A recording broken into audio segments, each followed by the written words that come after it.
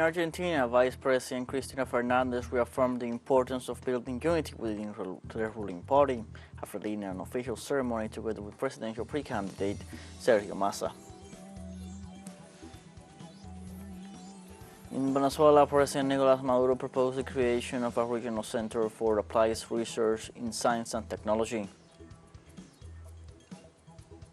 In Russia, President Vladimir Putin addressed the nation following Wagner's failed insurrection and stressed that any attempt to destabilize the country are doomed to fail. In Argentina, Vice President Cristina Fernandez and the Minister of Economy and presidential pre-candidate of Unión por la Patria, Sergio Massa, led the ceremony for the recovery of a plane used by the military dictatorship. It was the first activity that both leaders will shared since the closing of the list last Saturday and the officialization of Massa's presidential pre-candidacy for Unión por la Patria. The event was held due to a claim of the relatives of the victims of the Santa Cruz, who will also be present in the act for the recovery of the plane. Vice President Cristina Fernandez spoke about the need for a law on negationism.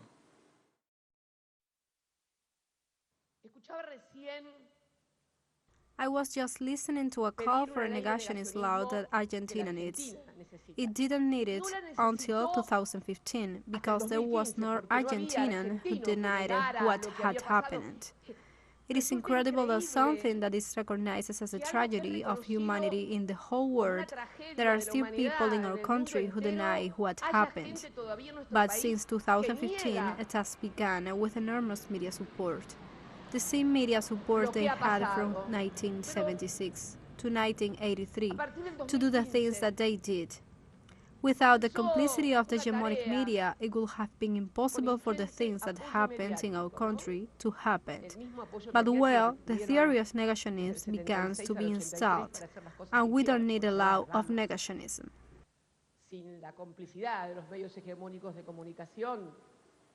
Venezuelan President Nicolás Maduro proposed the creation of a Latin American and Caribbean Center for Applied Research in Science and Technology that will allow the region to provide joint responses to the main challenges facing the region.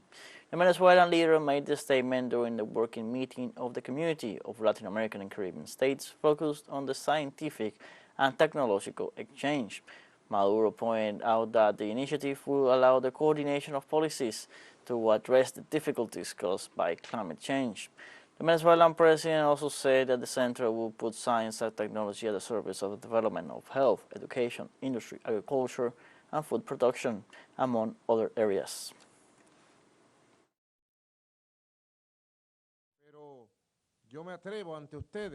I dare before you and before our honorable president of the Community of Latin American and Caribbean States that from this meeting comes out the proposal, the structure, and the agenda of priority issues, so that from CELAC, sooner rather than later, with the support of the 33 countries, we can create a Latin American and Caribbean Center for applied research and science and technology for our 33 countries and for our peoples. During the meeting, Venezuela's president called for the strengthening of Latin American and Caribbean as an integral power bloc. It is one of the most important things, Comrade Ralph Gonsalves, the formation of a Latin American and Caribbean identity that gradually becomes part of the spirit of the peoples of the continent, that we begin to see the region as a great opportunity to build a big bloc of political power, of social power, of cultural power, of economic power, of integral power that puts us in the tempo and at the level we deserve to be able to pass through this 21st century and the centuries to come. The Prime Minister of St. Vincent and the Grenadines, Ralph Gonsalves, referred to the way in which his country is sharing the pro-tempore presidency of CELAC. What we have done as a small country, that for the first time an English-speaking Caribbean country presides over the pro-tempore presidency of CELAC, but we promised that we were going to do our work in a joint and inclusive manner. Ralph Gonsalves also said that it is important to support a permanent CELAC secretariat. We must have these experiences that metamorphose into institutions. There have already been some attempts in this direction, but we have to build the institutional basis of CELAC. That is why I strongly support the idea of a permanent secretariat of CELAC. I think there is total unanimity among many of the countries represented in CELAC, except for one or two countries, that they have to be persuaded in this matter. But unless we have a clear institutional basis which helps us to strengthen our work, which is a comparative expression of our shared experiences, we will always be lagging behind. In Brazil, President Luis Inácio Lula da Silva hosted his Argentine counterpart Alberto Fernandez at Planalto Palace in Brasilia to celebrate 200 years of diplomatic relations between the two countries. Fernandez arrived earlier on Monday for an official visit to the South American giant, where the Argentine head of state will also hold meetings with other Brazilian authorities. Presidents Fernandez and Lula da Silva addressed trade relations as well as the political and social reality of the region. This is the fifth meeting between Lula and Fernandez since the former labor leader took office. Both leaders also discussed Argentina's debt with the IMF, the Mercosur European Union agreement, and the financing of imports. There is still a lot of work to be done. We are working hard. We are achieving many of the things we set as our goals. It is not easy because they have a friend in trouble. But when a friend is in trouble, what does the one in trouble do?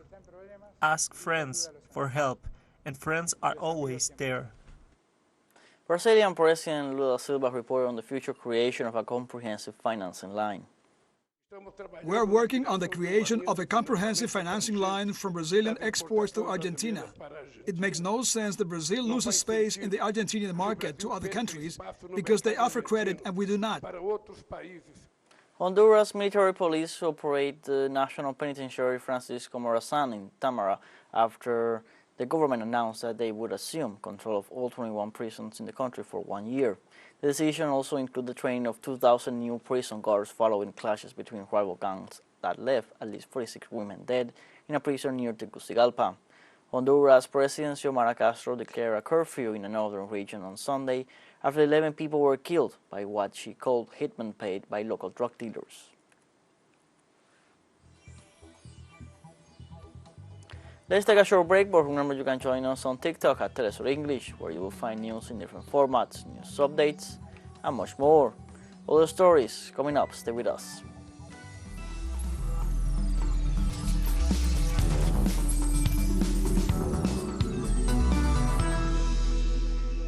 Welcome back from the South. In Russia, President Vladimir Putin addressed the nation this Monday, stressing that any attempt to destabilize the country are doomed to failure. The statements come after the failed Wagner insurrection on Saturday. The Russian president said that the strength of Russian society, the executive and judicial power at all levels, was confirmed. President Putin thanked the Russian people for this unity and patriotism.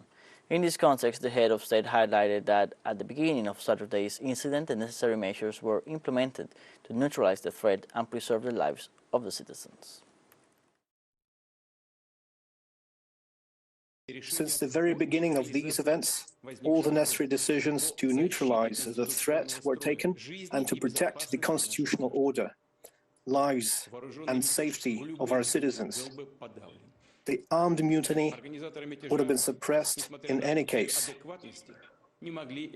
Despite their loss of reason, the participants could not understand that, including the fact that they engaged in criminal actions, splitting apart the country, which is now facing colossal external threats and pressures. When our comrades are dying at the front lines,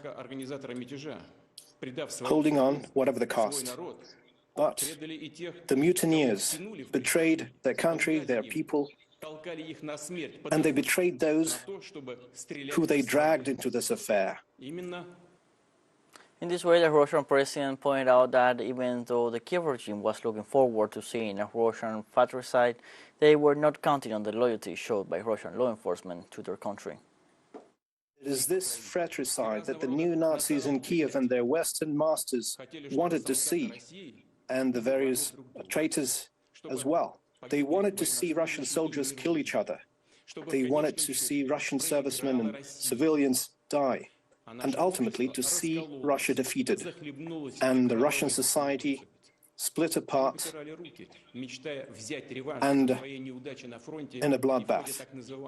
They didn't want to take responsibility for failures in the war, and with the so-called counteroffensive, but they miscounted. The law enforcement authorities and the military were loyal to their oath and to their people and to their duty. The Russian head of state thanked the soldiers who acted to stop the mutiny and stressed he gave orders to prevent bloodshed. All of the pilots who died prevented a tragedy on a national scale. At the same time, we know that most soldiers and commanders of the Wagner Group are also patriots of Russia, loyal to their state. They proved this with their courage in combat, liberating the Donbass and Novorossiya. They were used blindly. They were thrown against their comrades with whom they fought shoulder to shoulder for its future. So, since the very beginning, I gave orders to prevent bloodshed, and we needed time for that. In this context, President Putin stated he would fulfill his promise to allow them to continue serving the country if they sign a contract with the Russian Defense Ministry. I thank the soldiers and commanders of the Wagner Group who made the only correct decision and refused to engage in the fratricide and who stopped at the last line. Today, you have an opportunity to continue your service to Russia by signing a contract with the Ministry of Defense or other authorities, or go back to your families. Those who wish may go to Belarus. The promise I gave will be fulfilled. I repeat, the choice is up to you. But I'm sure that this will be a choice of Russia's warriors who realize their tragic mistake. I'm grateful to President of Belarus, Alexander Lukashenko, for his efforts and his contribution to the peaceful resolution of the situation.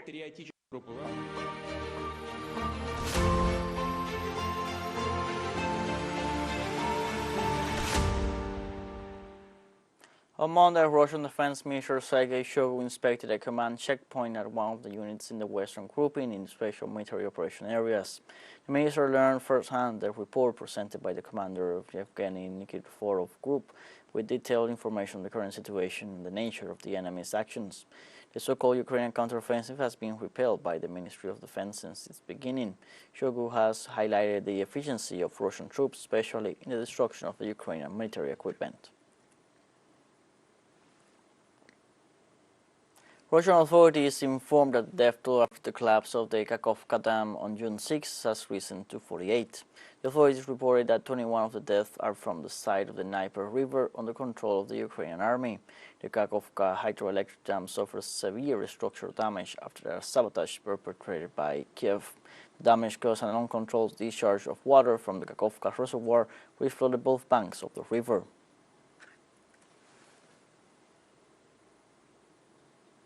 Boris Pistorius, German defense minister, said on Monday during a visit in the Lithuanian capital Vilnius that Germany is willing to send troops to Lithuania on a permanent basis to strengthen NATO's eastern flank. Pistorius added that the necessary infrastructure and facilities will need to be created to accommodate soldiers and their families. He also explained the German government's decision to offer the brigade to Lithuania not only with Russia's military operation in Ukraine, but also with Germany's own history, claiming that until the end of the Cold War, Germany was NATO's country on the eastern flank. Germany's Bundeswehr was already been present in Lithuania for 6 years with several hundred soldiers.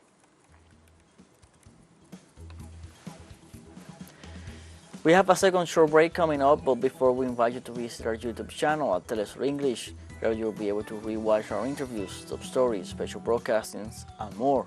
Hit the subscribe button and activate the notification bell to stay up to date on the world's most recent events. Final short break, don't go away.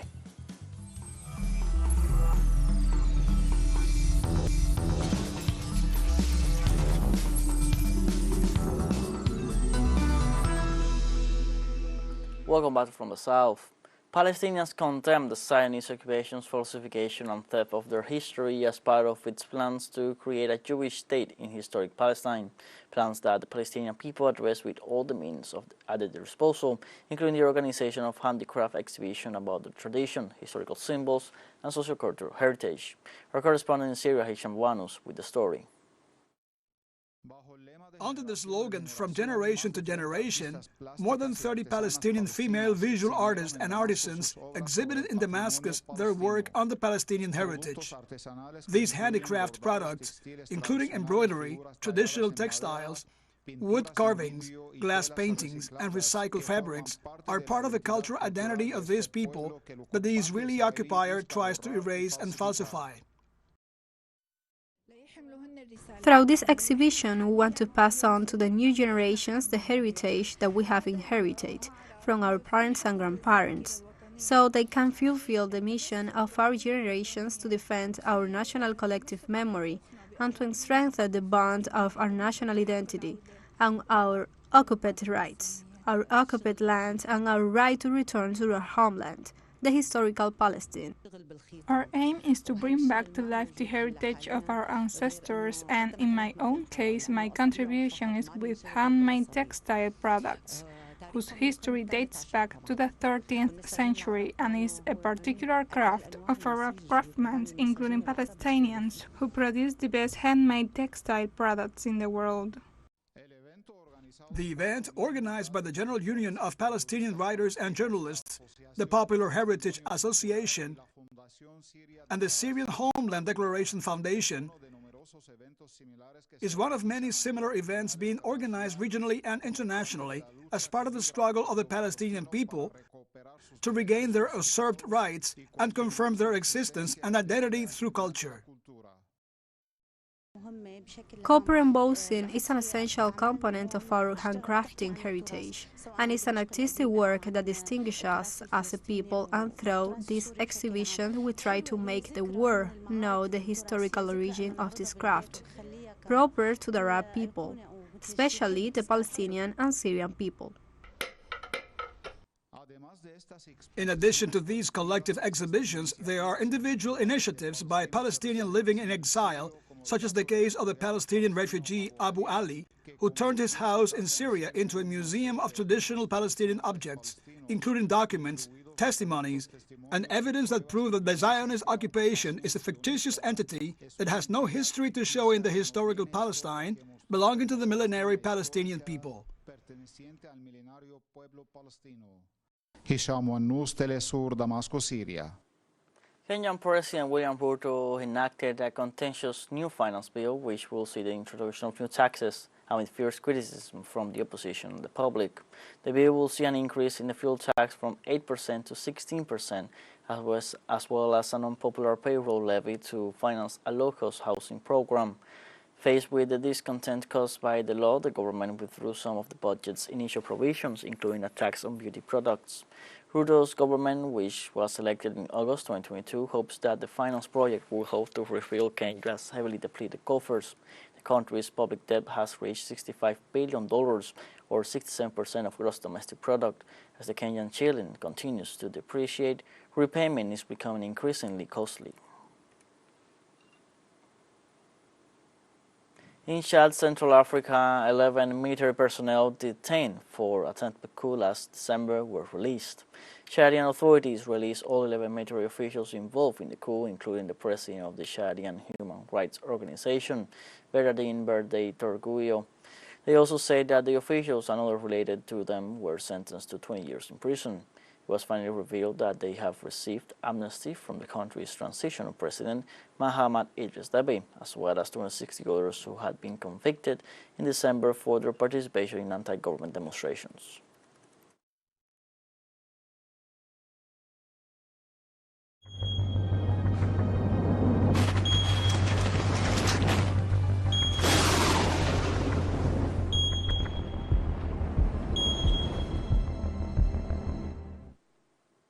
In India, heavy rains continue to affect several regions. The Meteorological Department of the Asian country forecasts prolonged rainfall in Odisha, Jharkhand, Assam, Uttarakhand, Bihar, Delhi, NCR, Maharashtra during the next 2 to 3 days. The forecasting agency also referred to the formation of a low pressure area in the Bengal Bay region, cyclonic circulation over the Kutch region in Gujarat, and a drought from Maharashtra to Karnataka coast. According to the meteorological agency, the city of Sri Ganganagar of Rajasthan may experience floods and dust storms in several of its localities. We have come to the end of this news briefing. You can find these and many other stories on our website, telesurenglish.net. Also join us on social media, Facebook, Twitter, Instagram, Telegram, and TikTok. For TeleSUR English, I'm Luis Alberto Matos. Thank you for watching.